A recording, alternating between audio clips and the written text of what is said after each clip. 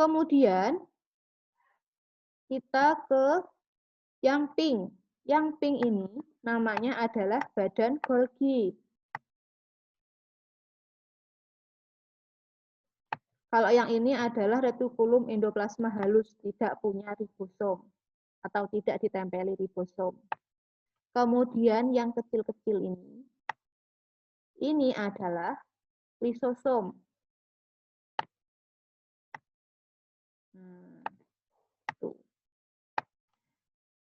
Itu adalah organel-organel yang secara umum ada di sel hewan. Penjelasan setiap organelnya bisa kalian baca sendiri.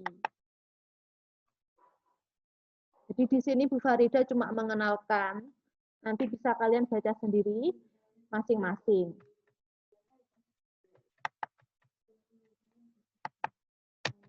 Oke, ini adalah sel tumbuhan. Sel tumbuhan itu punya perbedaan yang sangat mencolok daripada sel hewan.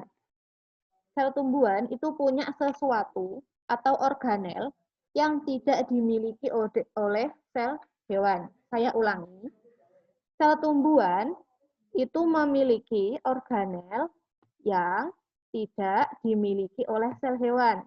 Begitu juga sel hewan, ada beberapa organel dari sel hewan yang tidak dimiliki oleh sel tumbuhan.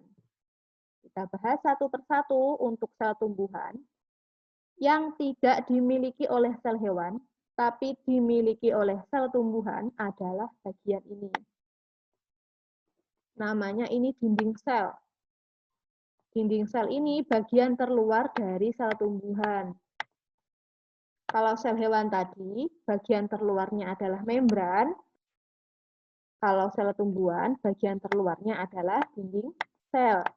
Dinding sel ini yang membuat tumbuhan bentuknya tetap seperti itu dari kecil sampai besar, nggak bisa bergerak bebas, itu yang membuat seperti itu adalah dinding sel.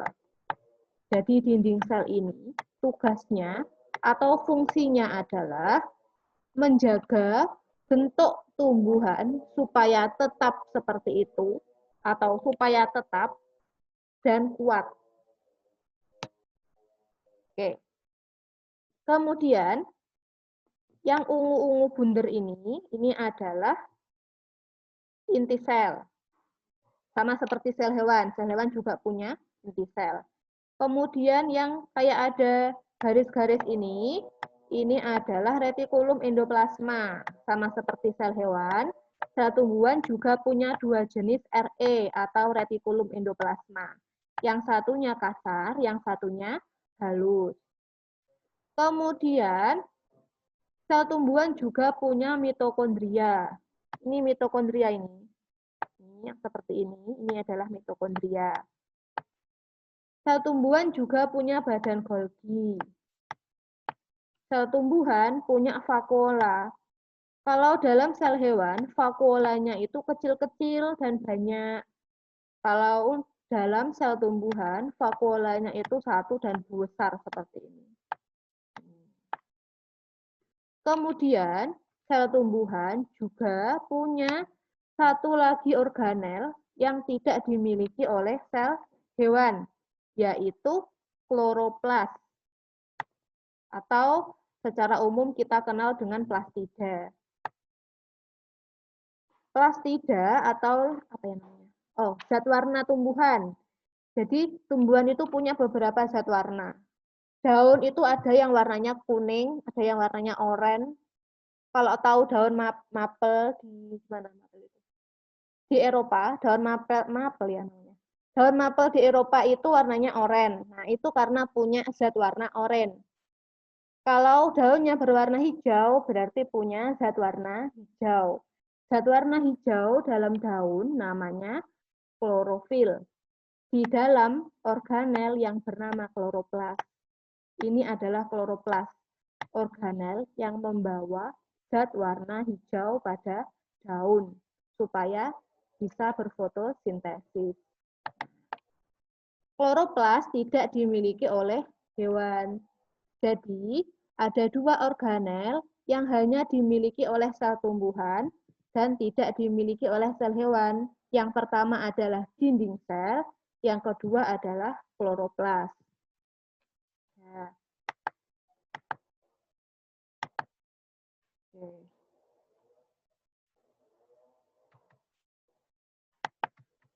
Kita lanjutkan.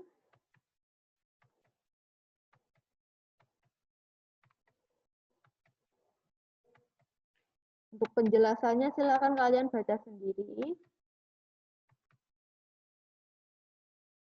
Oke, ini adalah sentriol. Sentriol itu hanya dimiliki oleh sel hewan. Jadi tadi kan ada, Bu Farida sudah membahas, ada organel yang hanya dimiliki oleh sel tumbuhan, tidak dimiliki oleh sel hewan. Begitu juga sel hewan itu punya organel yang hanya dimiliki oleh sel hewan, tidak dimiliki oleh sel tumbuhan. Yang pertama adalah sentriol, yang berperan dalam pembelahan sel. Jadi sel hewan itu bisa membelah, kalau sel tumbuhan tidak bisa membelah. Kemudian, selain itu ada juga yang namanya lisosom. Nah, ini. Lisosom ini hanya dimiliki oleh sel hewan.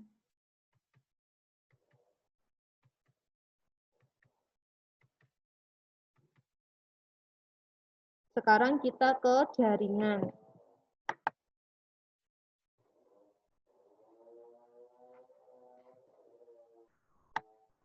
Jaringan adalah, apa yang dimaksud dengan jaringan? Jaringan adalah kumpulan dari beberapa sel yang memiliki fungsi yang sama dan bekerja sama. Oke, ini adalah contoh dari jaringan tumbuhan. Bisa dilihat di gambarnya. Di pembahasan bab ini tuh lebih sering ada gambarnya seperti ini supaya kalian lebih memahami. Ini adalah jaringan hewan yang tengah, kemudian sebelahnya lagi adalah jaringan hewan.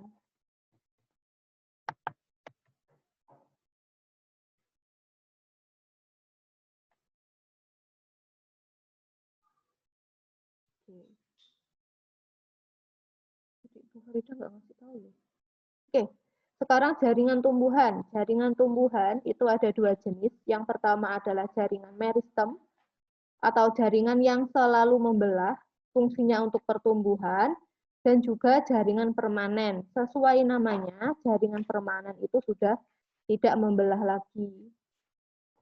Jaringan yang pasti fungsinya untuk fungsi-fungsi tertentu. Paham ya kalian? Kita lanjutkan. Ini silakan dibaca sendiri.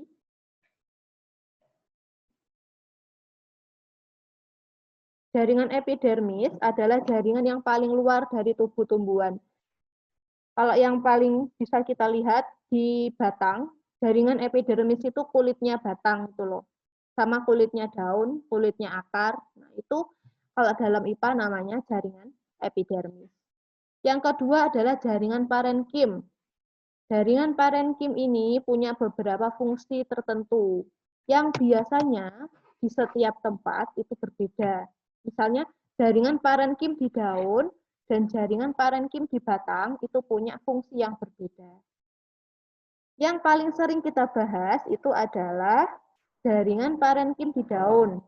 Jaringan parenkim di daun itu ada dua jenis.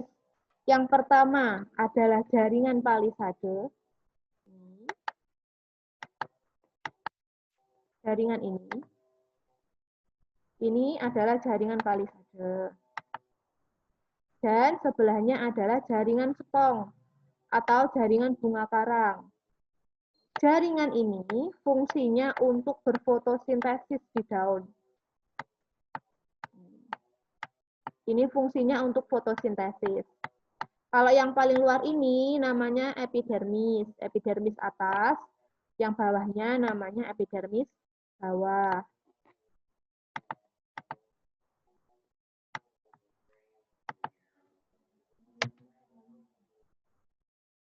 Kemudian ada yang namanya jaringan penguat atau penyokong. Terakhir adalah jaringan pengangkut. Sesuai namanya, jaringan pengangkut itu fungsinya untuk mengangkut sesuatu. Mengangkut apa? Ada namanya jaringan silem atau jaringan pembuluh kayu. Jaringan silem ini fungsinya untuk mengangkut air dan zat hara dari akar ke daun. Jadi, kok bisa tumbuhan itu melakukan fotosintesis? Fotosintesis itu resepnya atau fotosintesis itu membutuhkan air dan juga zat hara. Nah, daun kan di atas, sedangkan air tempatnya di tanah. Bagaimana cara air supaya bisa ke atas atau ke daun? Yaitu harus menggunakan pembuluh kayu ini atau silem ini. Jadi fungsinya silem ini untuk mengangkut air dan zat hara dari akar ke daun. Kemudian setelah terjadi fotosintesis, fotosintesis kan menghasilkan karbohidrat. Nah, karbohidrat itu digunakan untuk pertumbuhan dari tumbuhan. Fotosintesis hanya bisa dilakukan di daun. Oleh karena itu, setelah terjadi fotosintesis, hasilnya kan harus diedarkan ke seluruh tubuh. Nggak mungkin dong cuma daun yang dapat fotosintesisnya. Nggak mungkin daun cuma dapat hasil fotosintesis, kemudian yang lainnya nggak dapat, itu nggak boleh. Jadi semuanya harus dapat. Caranya dengan cara diedarkan oleh yang namanya floem ini atau jaringan pembuluh tapis. Jaringan pembuluh tapis. Fungsinya jaringan pembuluh tapis jadi untuk mengedarkan hasil fotosintesis yang ada di daun ke seluruh tubuh tumbuhan. Jadi ke batang, ke akar, ke bunga, ke buah, itu tugasnya adalah floem. Kalau digambar di akar, floem ini yang sebelah sini, ini yang kuning-kuning ini namanya floem. Kalau silem itu yang ada di tengah. Kalau yang ada di batang, bentuknya seperti ini, gambarnya. Yang di dalam warnanya merah ini, atau oranye ini, namanya silem. Kalau yang warnanya seperti ini, di luar, di lingkaran bagian luar ini namanya floem. Gambar ini silakan dicermati, biasanya tuh keluar.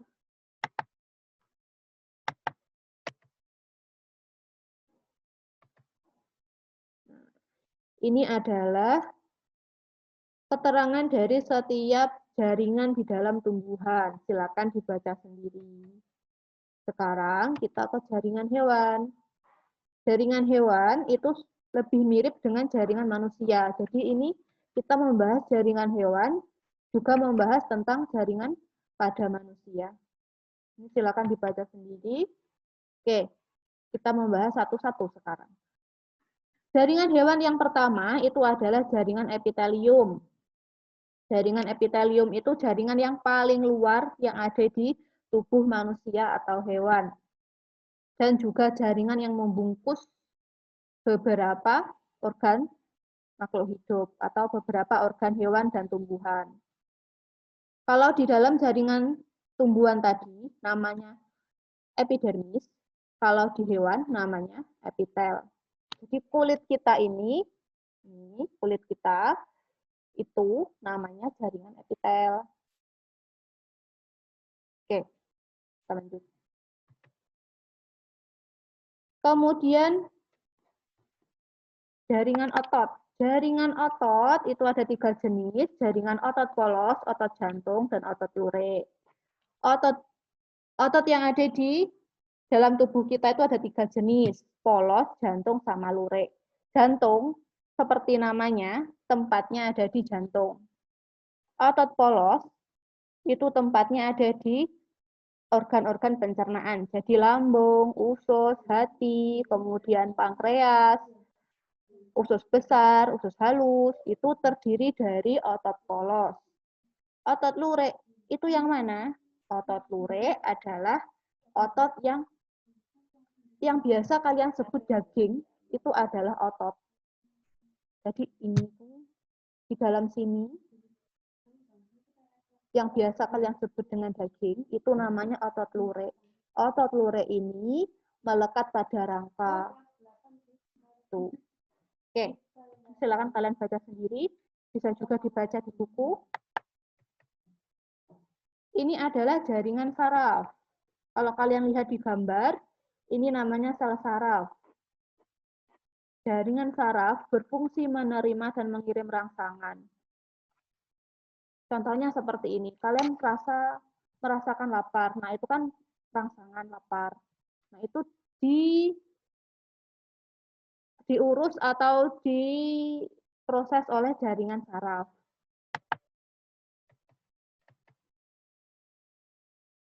Ini adalah gambar dari jaringan penyokong. Jaringan penyokong itu ada 6 jenisnya. Bisa dilihat sendiri gambarnya juga. Ada jaringan tulang, kemudian jaringan tulang rawan. Jaringan tulang itu seperti tulang paha, tulang ini, pergelangan tangan, tulang jari-jari tangan, itu namanya jaringan tulang.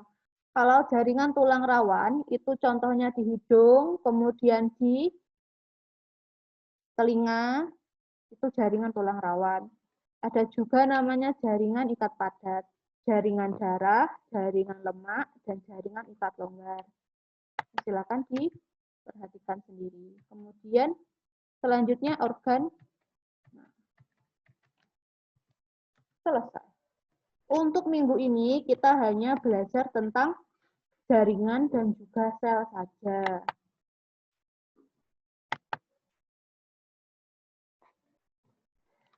Saya paham kalau misalnya kalian belum memahami materi ini maksudnya kalian belum memahami terlalu dalam materi ini, nggak apa-apa. Jadi Bu Farida memang kegiatannya hari ini tuh mengenalkan kalian tentang sel-sel saja dan juga jaringan-jaringannya. Silakan dipelajari sendiri, nanti akan saya berikan PPT-nya yang tadi kita bahas untuk bisa kalian baca-baca sendiri. Untuk minggu ini tidak ada tugas merangkum, tapi kalau misalnya kalian mau merangkum itu jauh lebih bagus. Karena yang namanya ilmu itu nggak bisa nak cuma kita membaca saja atau mendengar saja. Ilmu itu lebih bagus lagi kalau misalnya sudah ditulis.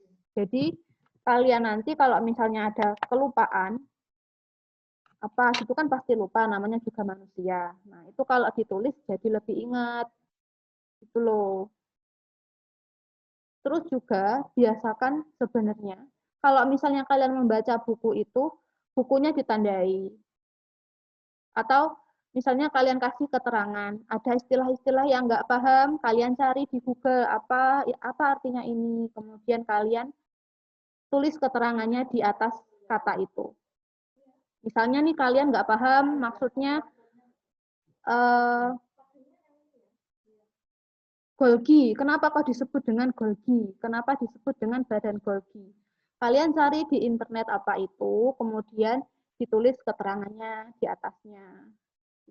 Itu salah satu cara belajar yang lumayan efektif buat Bu Farida.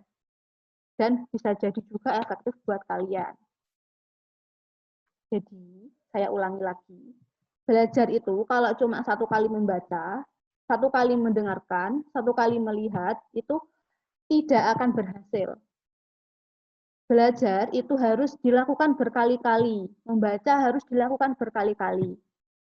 Kalau misalnya mau belajar terus 1 jam, kemudian besoknya nggak belajar, itu juga tidak efektif. Yang lebih bagus, belajarnya tidak perlu lama-lama. Misalnya 20 menit saja belajar setiap hari. Tapi harus dilakukan atau dibiasakan ajak gitu loh. Jadi hari ini belajar, besok juga belajar.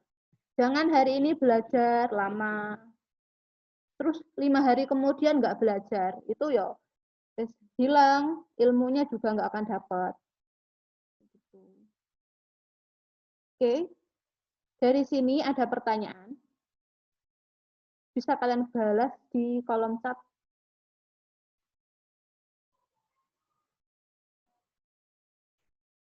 Nggak ada ya? Kalau begitu,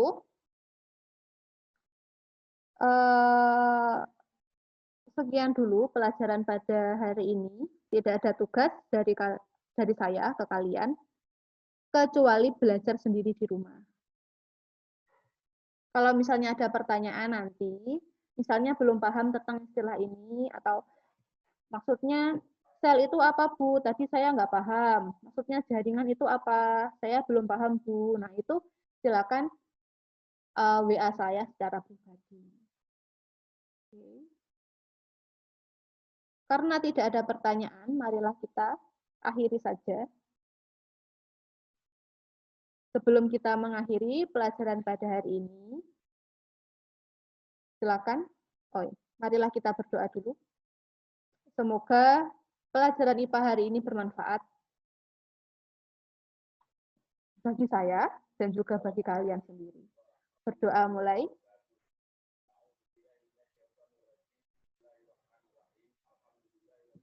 Oke. Saya akhiri pelajaran hari ini. Assalamualaikum warahmatullahi wabarakatuh.